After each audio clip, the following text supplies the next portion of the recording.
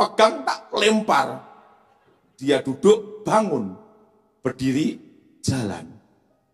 Dokter datang, cek, sembuh. Ada anak muda mati, dibawa ke kamar mayat. Tak lihat anak muda yang mati itu, iman belum nyampe.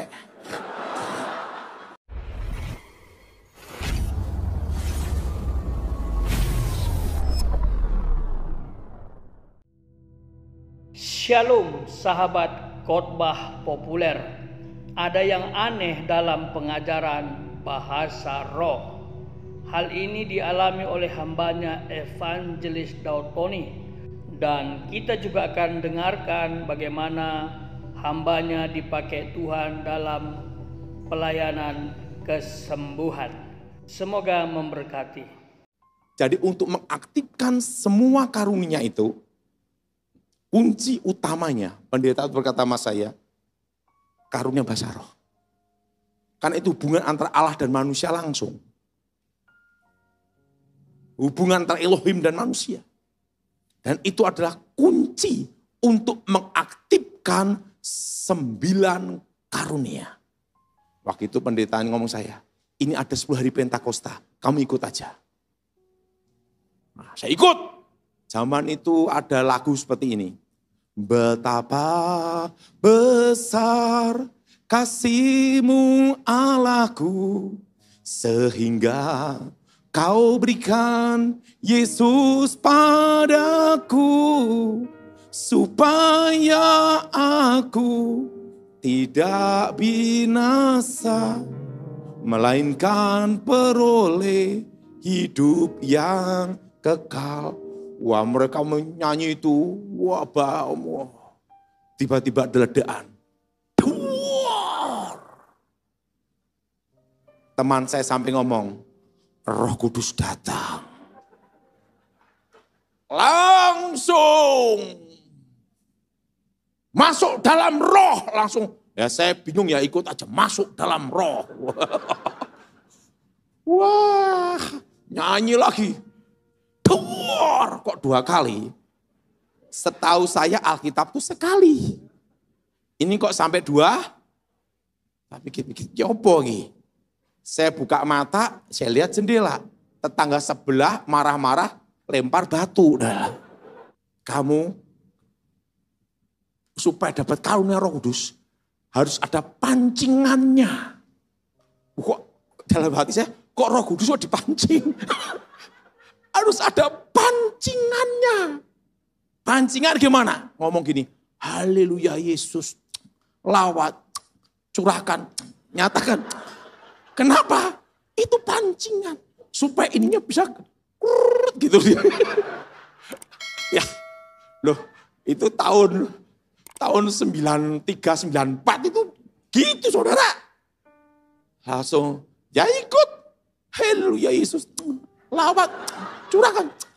2 jam, kesleo. Saya kasih tahu.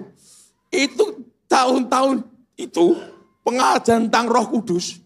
Aneh-aneh saudara. Ada lagi. Kalau Roh Kudus turun, dipenuhi, ada urapan air, urapan guntur. Saya kaget, guntur piye? Masa habis pengurapan kena petir mati kan? Macam-macam begitu saudara. Ada urapan gempa, macam-macam zaman itu. Ingat waktu Roh Kudus turun, goyang tuh ngomong gitu saudara. Padahal itu manifestasi. Nah kita dulu kan, zaman itu ya melu-melu wae. Orang ngomong apa sih ikut wae. Dah. Lagi-lagi.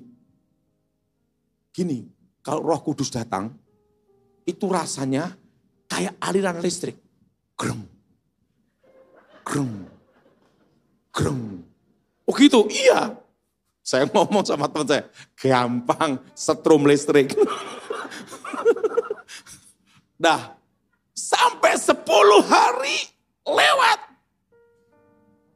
Saya tidak dapat apa-apa.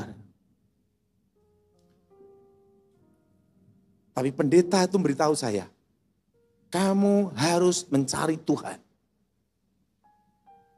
Kamu harus dapat karunia bahasa roh. Karena itu kunci mengaktifkan 9 karunia. Kamu harus kunci itu harus kamu dapat. Selama kamu tidak mendapat kunci itu, kuasa itu tidak akan maksimal bekerja dalam hidup kamu.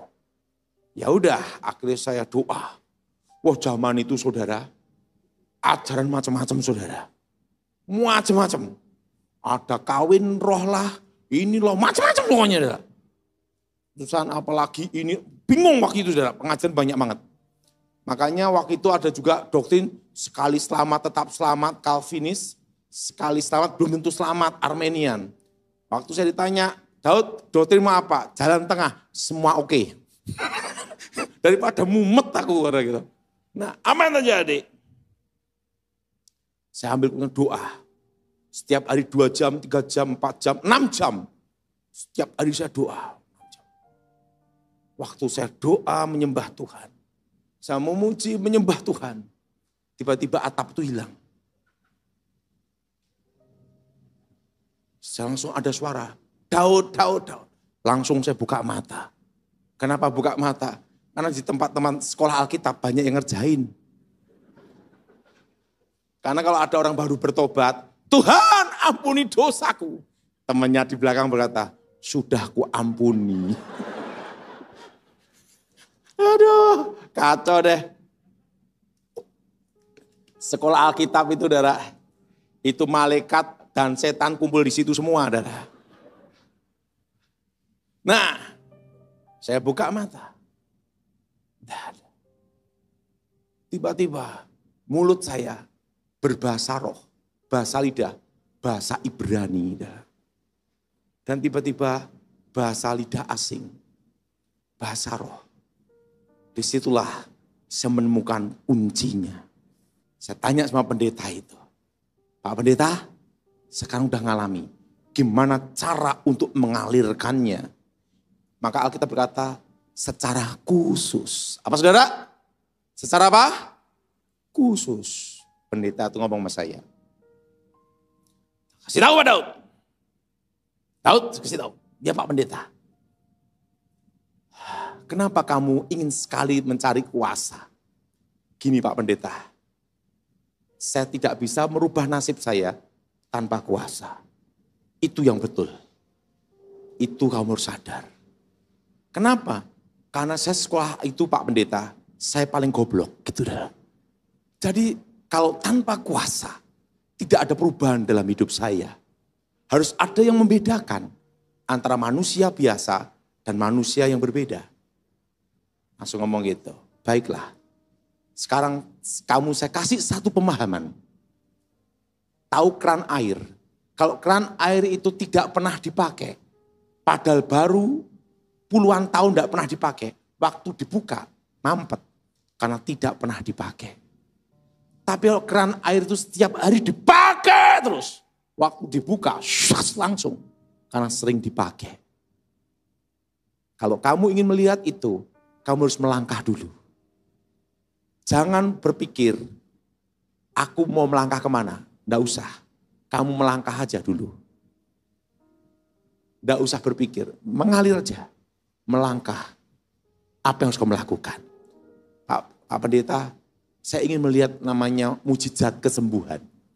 Kalau kamu ke situ, cari orang sakit aja. Di mana Pak Pendeta? Di rumah sakit. Pergilah saya ke rumah sakit namanya Panti Kosala. Saya lihat ada Abdullah, ada Aminah. Waduh, yang seiman aja susah, apa yang beda iman? Nah, ada yang seiman. Aduh, saya berharap hanya sakit ambeien. Kenapa? Untuk kelinci percobaan harus yang ringan-ringan dulu. Betul? Jangan yang langsung gini, wah. Temui bapak ini. Bapak, sakit apa? Saya sakit ini Pak, tipes, penipisan usus, komplikasi macam-macam. Dokter berkata enggak boleh duduk dan berdiri. Kenapa? Usus rontok. Waduh, wah kok gawat banget. Kita doa. Saya doa. Wow, tangan saya goyang semua, bahasa roh.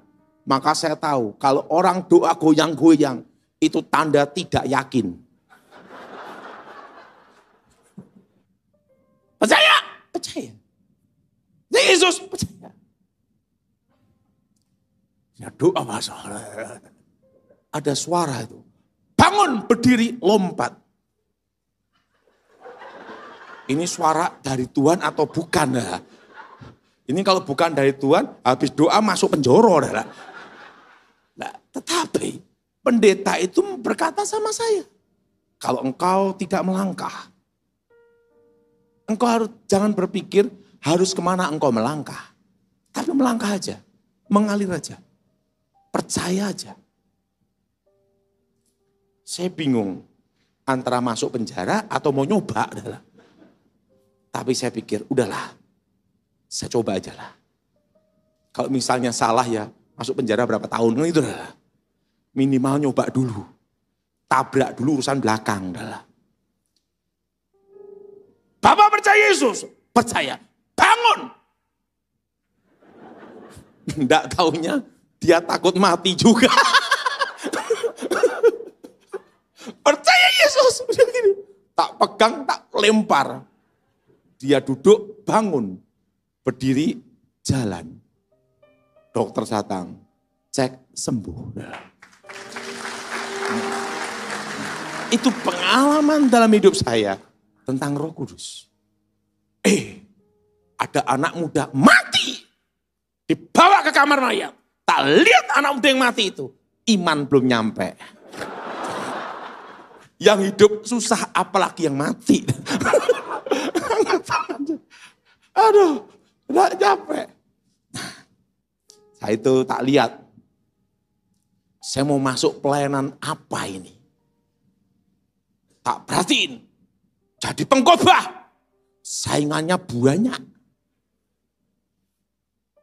Jadi pendeta. Saingannya lebih banyak. Ada perpuluhan, ada kolektor. Penginjil. Banyak juga. Pengajar sekolah minggu. Lebih banyak. Apa yang harus saya ambil? Ada satu pelayanan yang orang tidak mau. Ngusir setan. Tak pikir-pikir. Saya ambil jurusan ini aja. Di mana orang tidak mau ambil. Kenapa? Karena proyek thank you. Pengusiran setan itu proyek terima kasih doang. Misalnya, datang ke saya, pengusaha, pasti bangkrut. Urusan masalah setan bangkrut habis. Waktu kita doain pelepasan, mau ngasih PK, enggak tega, mau makan aja susah. Kan gitu saudara. Rata-rata orang yang kena setan itu sadar setan itu jahat, waktu bangkrut habis. Lah kita yang melayani kan enggak tega, betul? Yang kedua, susah mati. Punya jimat susah mati. Kita doain setannya keluar, meninggal. Belum sempat kasih PK. Mati dulu. Pikir-pikir, waduh. Ini kita pelayanan yang enggak ada saingan. Jadi waktu itu saya mikirnya yang enggak ada saingan apa, itu kita pilih. Pengajar, saingannya banyak. Pendeta lebih banyak, guru sekolah minggu lebih banyak. Yang satu ini enggak ada saingan. Yang enggak mau ngambil jurusan itu karena proyek apa? Terima kasih. Mati gimana mau ngasih? Saya ambil, wah ini aja lah. Saya tanya sama pendeta, apa yang harus saya lakukan Pak Pendeta? Kamu harus banyak cari orang kesurupan. Gitu pendeta, iya. Pokoknya orang kesurupan langsung datangnya aja pokoknya. Nanti dengan sendirinya, karunia membedakan roh, karunia yang lain semua akan aktif semuanya. Yang penting harus melangkah dulu. Benar, saya ke gereja nungguin siapa yang kesurupan. Wah, ada yang kesurupan dari belakang datang. Tuhan Yesus. Panitia gereja ngomongnya ngapain kesini? Tapi penting nyoba dulu.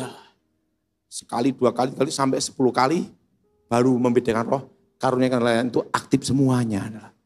Jadi untuk mengaktifkan karunia, saudara harus melangkah. Terima kasih sahabat sudah mendengarkan video ini sampai selesai. Pesan admin, marilah kita bergantung sepenuhnya kepada Roh Kudus. Karena Roh Kudus memiliki kuasa yang lebih besar dari apapun, dan Roh Kudus tinggal dalam kita. Hal ini sesuai dengan firman Tuhan yang mengatakan, "Atau tidak tahukah kamu bahwa tubuhmu adalah bait Roh Kudus yang diam di dalam kamu, Roh Kudus yang kamu peroleh dari Allah, dan bahwa kamu bukan milik kamu sendiri, sebab kamu telah dibeli dan harganya telah lunas dibayar."